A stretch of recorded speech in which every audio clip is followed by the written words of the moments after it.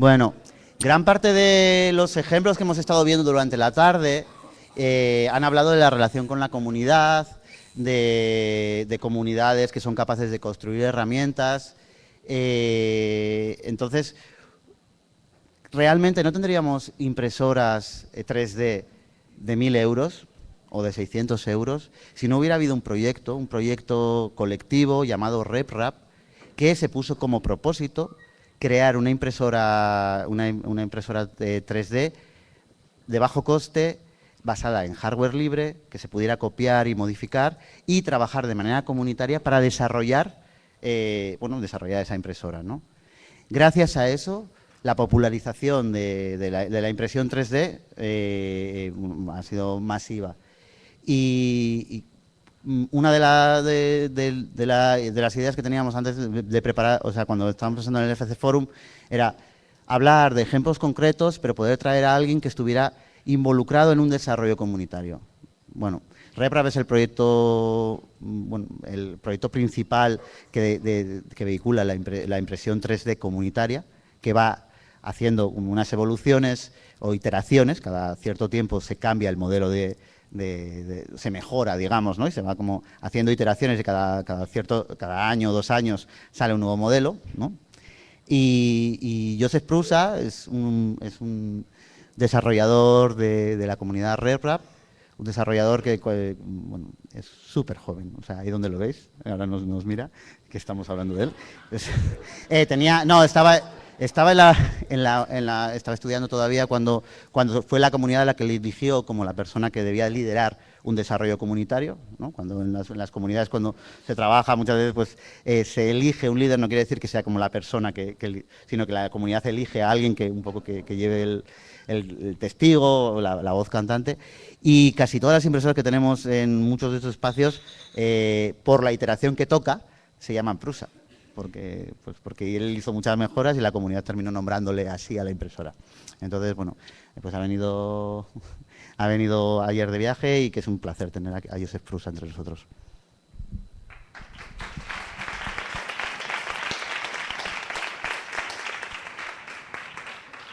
Hi, I have no idea what he was talking about me, so I just hope he said nice things. Did he?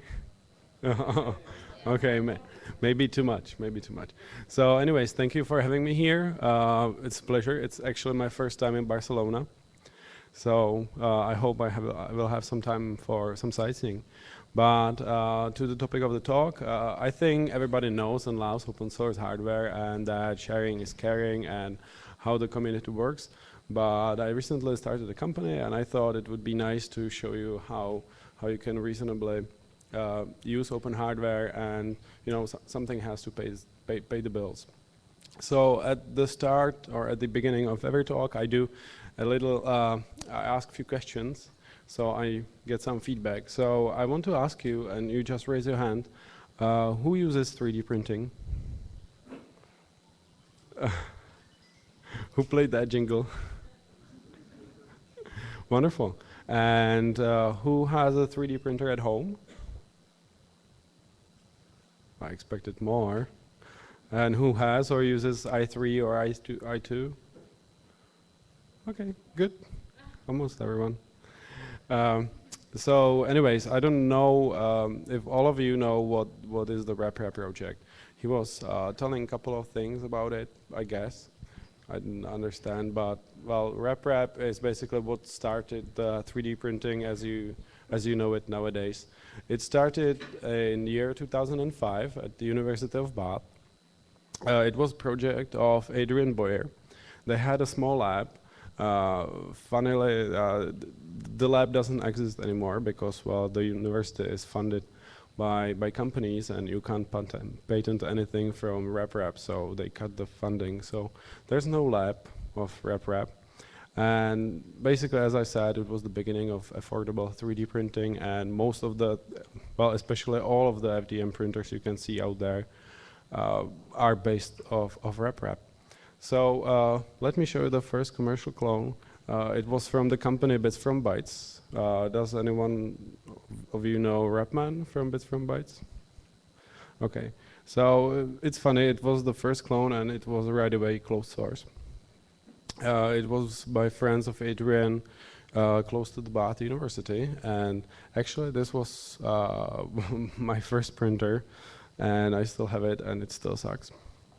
And the company later got acquired by 3D Systems, and actually they took with the bits at Cells. If you know Cells Mendel or the RepRap Mendel, it was done by Ed Cells on Bath University. And he later went to Bits from Bytes to work for them, and he got acquired by 3D Systems. And they still, to this day, use some technology from this printer, and that's why the higher end printers still don't work really well.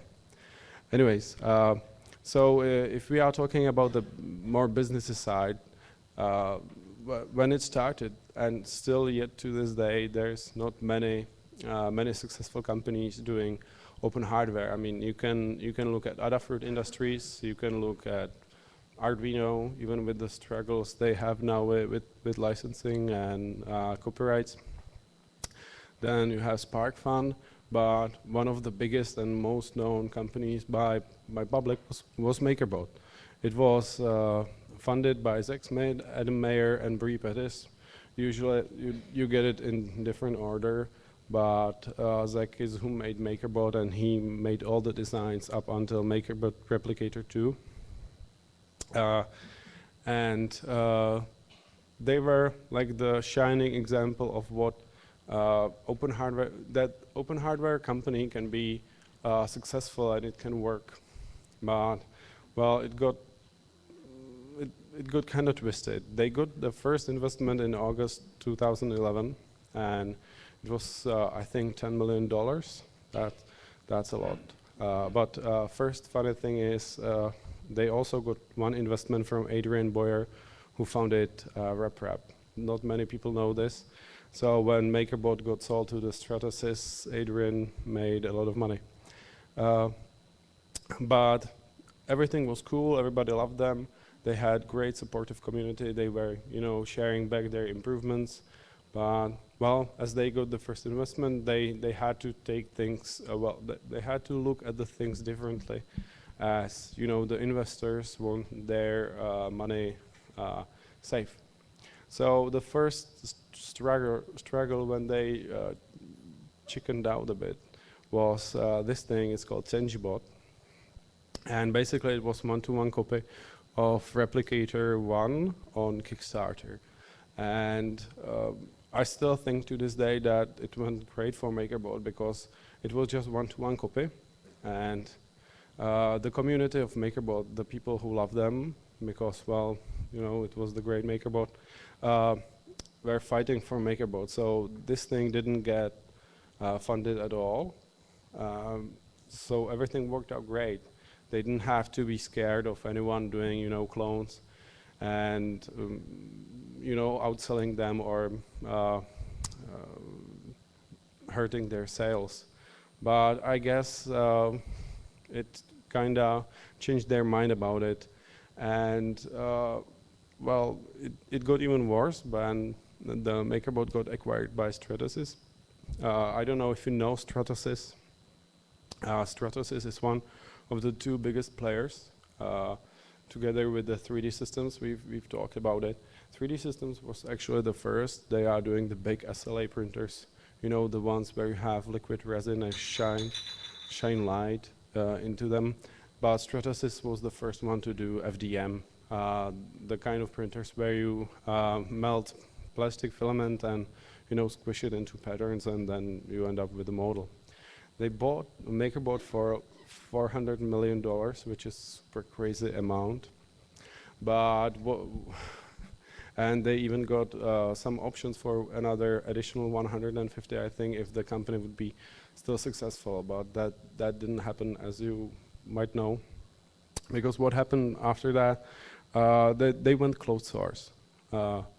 And the funniest part is that when this happened, with the Replicator 2, I think, Brie was scheduled to speak on Open Hardware Summit, and about how to run an open hardware business. And after that, they just announced that they are going closed source. So it was a big bluff. And I have this point a bit later in the presentation, but basically if you start a company with open source in mind and you build a great community on top of that, because people know that when they improve, it can be used and everybody can use it, and you are just not profiting from it right away, that they matter in the community. And then you just like turn your back to them, they get pissed. So you know, there was such a big flame war on the internet, and they lost their core community. So if you ever start to do open hardware business, never or really think carefully how to do it. For example, Arduino is doing it great way. They have trademark on the name, even though from time to time someone steals the trademark, which happened recently. And everybody can make the hardware, and well, I think is the most sensible way to do it.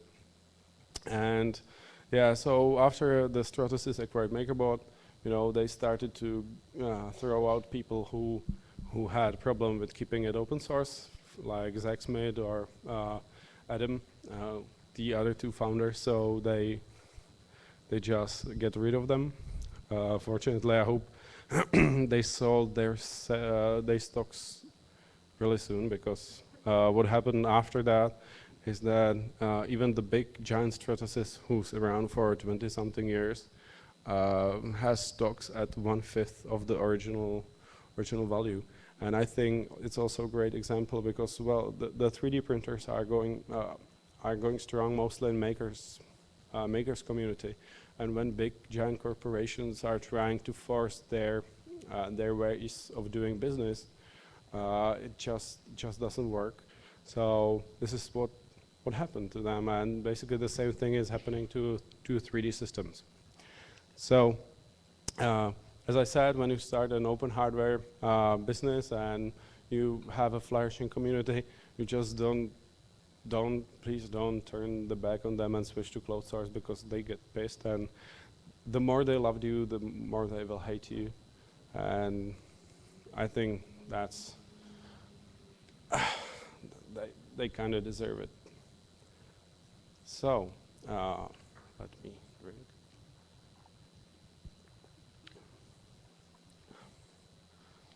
So I thought I will share a little bit of my story. I already told you that I started with Bits from Bytes Repman, and right away I started printing the Mendels, the original, you know, the first actually doable, or the first RepRap you can put together by yourself, because Darwin, the first ever RepRap, took so much time to build that there's only like 12 or 13 of them, I think. So I was printing Mendels, and because I'm so lazy that I just, you know, wanted to do a shortcut. So I designed a simpler printer. This is a picture of the first Prusa I won, and I did a first print in 2010. I was actually, it was actually my holiday from high school to university, so I had a lot of time. And then I went to study economics, so I had even more time than on the holidays. I actually didn't finish. And a lot of people ask me if I do know why the Prusa printers got so successful. And I really don't know, but I have a few points. First, it's the name. I actually didn't name it after myself, like you hear it now. The first printer was called Prusa Simplified Mendel, and people started calling it that for short. But the name was important in a way that it was distinguishable from others, because at the time, as I said, that there were like 4 more designs which were going for simpler 3D printer, but all of them had really generic name. So the putting my name on it was kind of, you know, starting to build a brand. When people were talking mostly back then on IRC, does still any of you use IRC? Oh, 1, 2, 3, wonderful, 5. Oh, great, great. So when people were talking about it on IRC, you know, you can always see what they are talking about. So that was really one of the things which made it successful. At least I think maybe we will have to have more time to judge that. Then because it was easy, not just easy to assemble, but also easy to print. Because as you might know, RepRaps consist of a lot of printed parts. And if it takes, I don't know, 30 hours to print a printer, who is going to print it for you? Because, you know, the idea is that you give your friend a, you know, 6-pack of beers and he will print to a printer. But if it's 30 hours, no one is going to bother. So this one took, I think, 12 hours. Not this one, this is the newest one, but the original i1. And it was easy to build because we were able to build it in a weekend. And we started with build parties. I have a picture to that. Obviously, because it was open, but that comes from the RepRap. So everything is open source on the printer. I don't know if you have any open source classes here, how it works. Do you use open source software here? You? Okay. And it was at the right time when 3D printing was beginning to get traction. This was just right there, available, and people were talking about it. And this is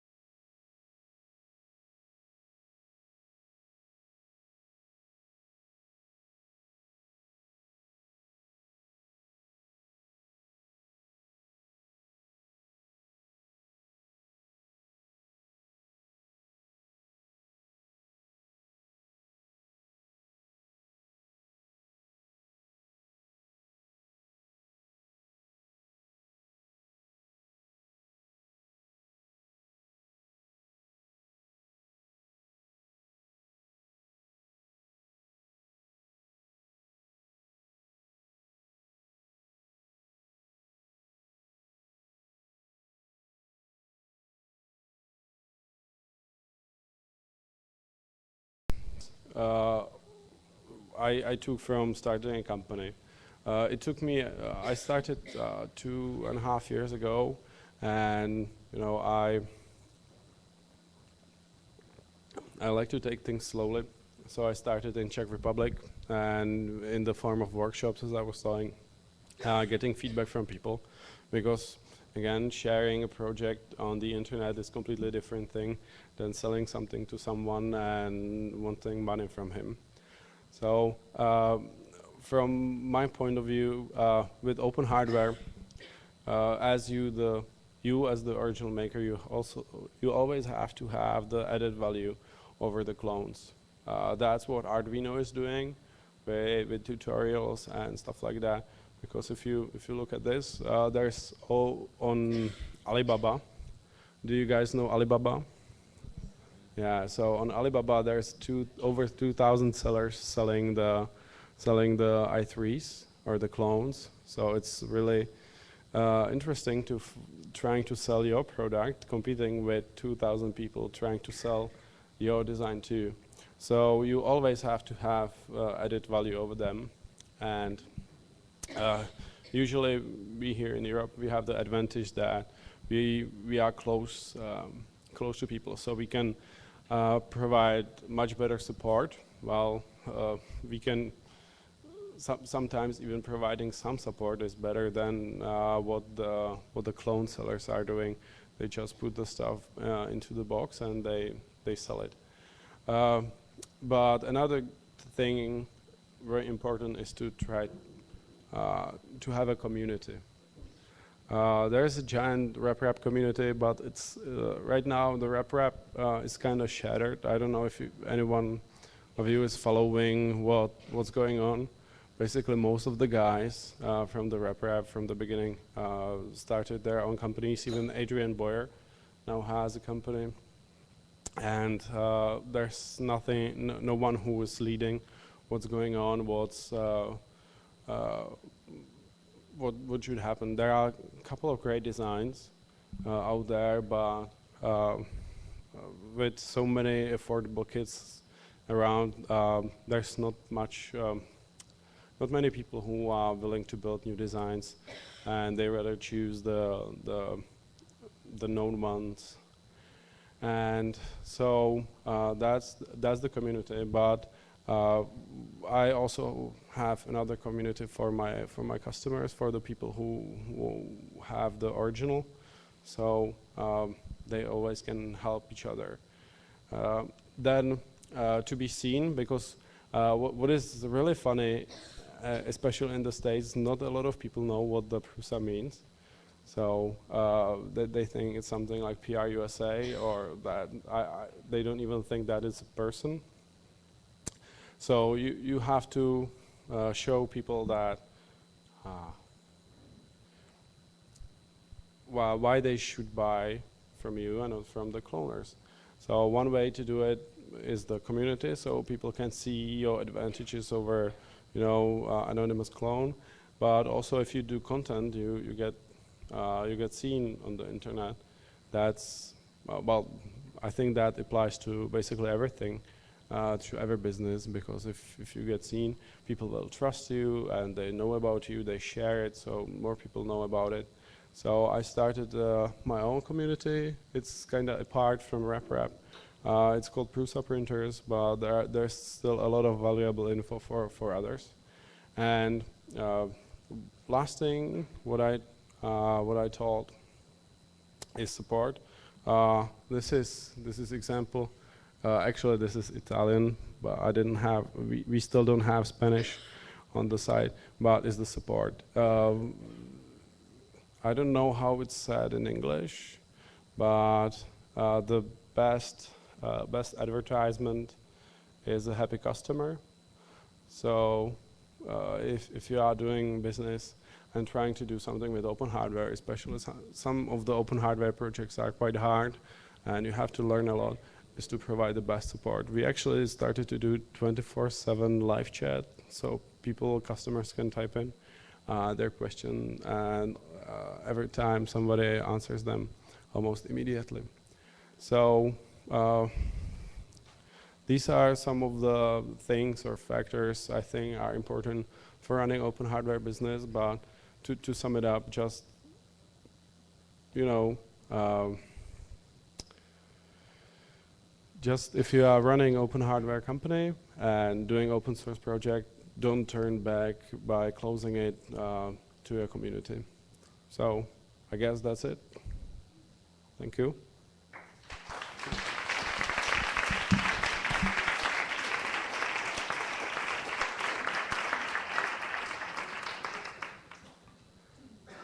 So I guess we have some time before he comes here for the questions. So if you have Twitter, you can follow me at Joseph Prusa. Okay. Si tenéis alguna pregunta o...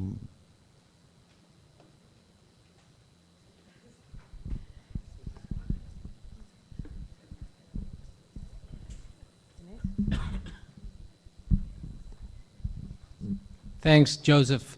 If I'm not mistaken, our printer is also based on your design. We use one of the Barcelona RepRap community. I was just wondering, because you made a reference to the Arduino project, which uses the trademark to protect their brand. Everybody can copy it. But you cannot use the terminology, the Arduino brand itself, except when you get validated or certified by them, right? Do you have something like that? Does RepRap or does Prusa have something like that? So I didn't tell much about it, but why I think it's a good idea is that there are so many clones at really bad quality that it just kind of throws the bad name on the project. So I don't think anyone in RepRap has this, but I'm pretty sure that when I'm going to release the next printer, I'm going to trademark the name, and I'm not going to want anything from anyone, but you know, just in some cases that someone is doing really poor design and, you know, putting bad name or, you know, getting people angry with it, and it has my name or my printer's name on it.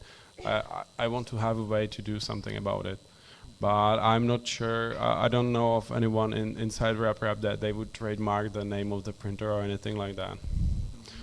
You know, it's just for these occasions when somebody is doing something really bad with the name on it.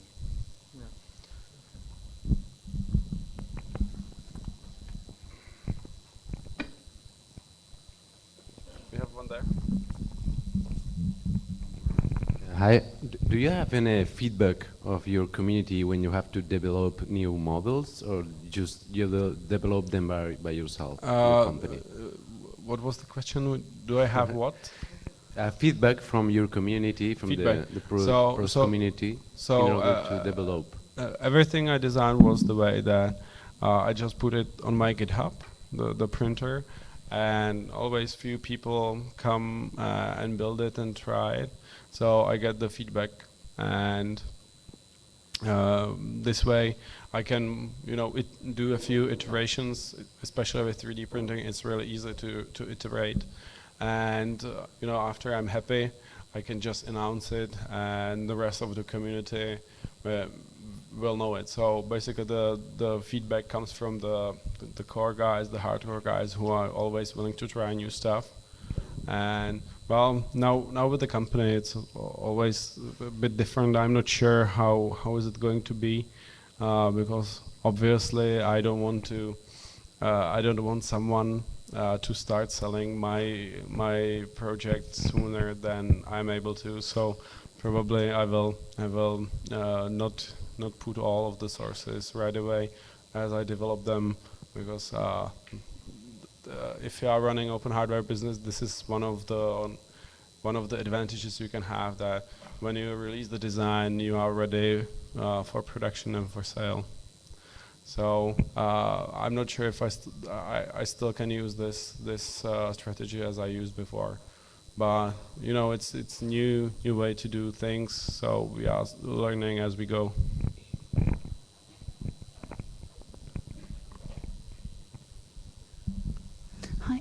So you've mentioned Arduino several Yes. times as a major inspiration, I guess, for like open hardware that succeeds in the market. So I'm curious to know what lessons have you learned from their project, Um, including the bad ones. oh, well, I know them personally, so I can mention only good ones. But I'm not sure if, I think it's completely different in a way that Arduino is more of a thing that you just buy. But with the 3D printers, you always you had to source the parts yourself and put it together. So, for example, RepRap as a project don't have any marketing at all because it's so decentralized. There is no one who leads RepRap.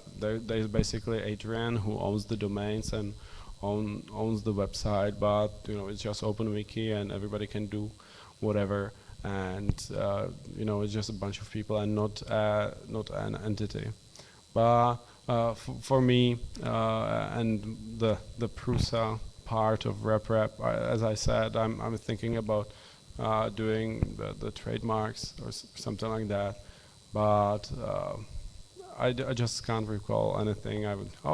Arduino does it that way. I should do it that way too. I don't have anything like that right now.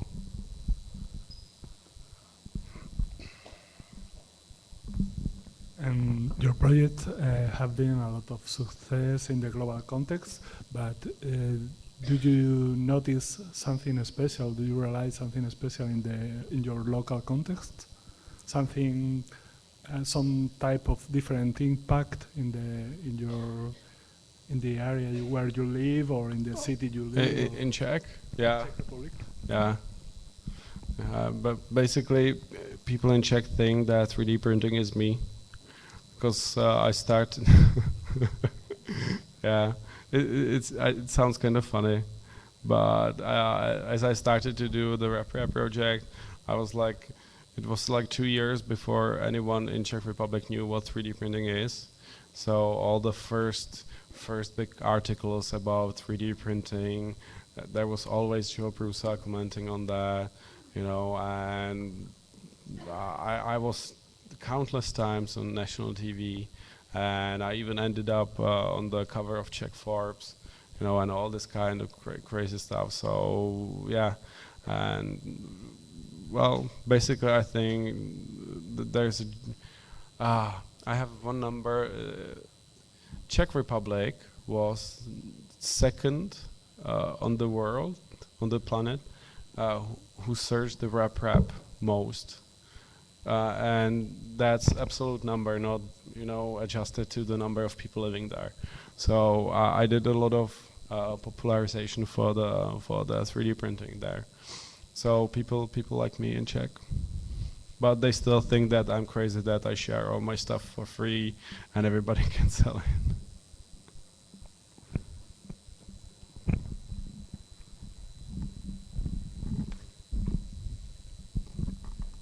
Just something about economics. Could you share with us how many people work with you, like assembling the products that you sell, or maybe even some about the revenue? Or Sure. So basically, the key, and that's why I mentioned it, is was to start a community and actually started to sell the kits. That's what people wanted, and that I started at the beginning of the year, and since then the company grows between 50 and 80% every month. So I started with 1 employee, now I have 20. That's in like 10 months, and we are doing hundreds of printers a month. So it's kind of crazy ride, and the revenues. I mean, I'm doing well. And I'm really happy that I can hire more people from the community, because there's a lot of people in Czech who lost 3D printing, but they just can't find a job, so they do something which they don't like. So we do a lot of software and put it out. We do some modifications of the firmware, and that's what I was not able to do when I was doing alone workshops and stuff like that. So the company is doing well, and I think you should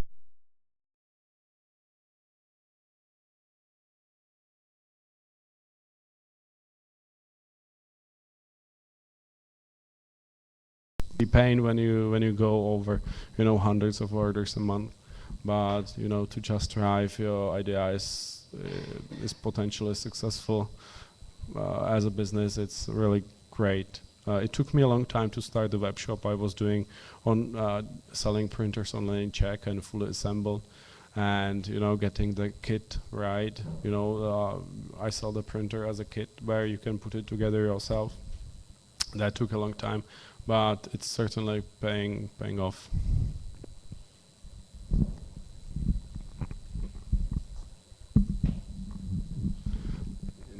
Just one question, because it seems to me like a kind of paradox that you can really earn money with like open hardware.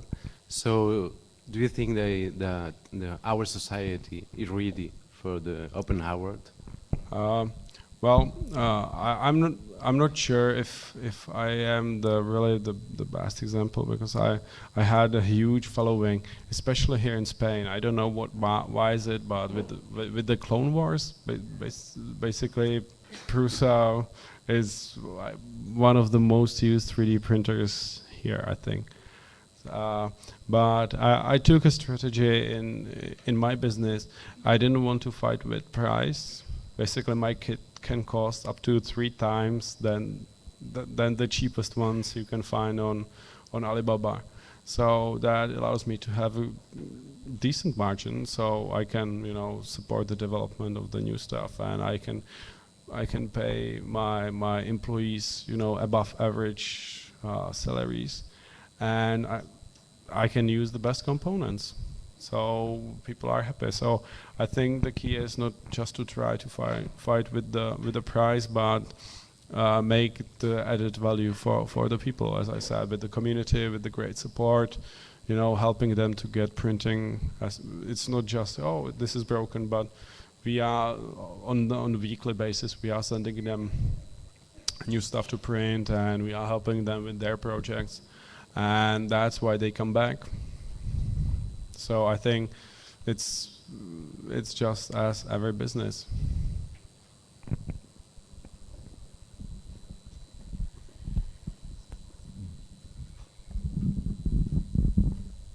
Hi, you mentioned before that you started doing 3D printers while you're a student.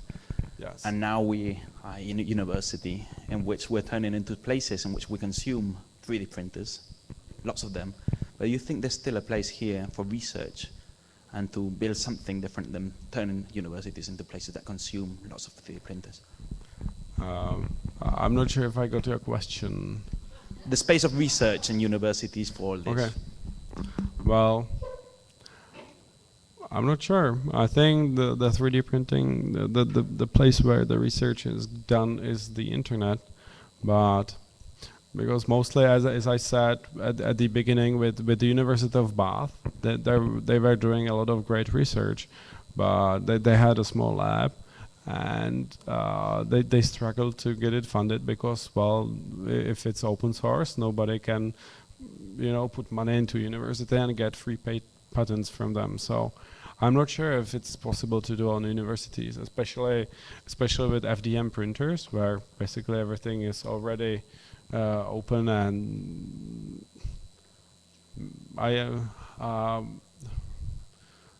I think at the universities there's place to find more new interesting uses for 3D printing than to try to make new designs of the hardware itself.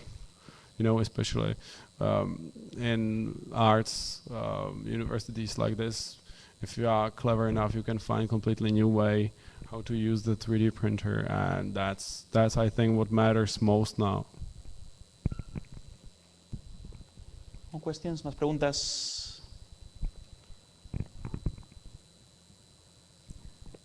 Pues thank you so much, Joseph. Thank you.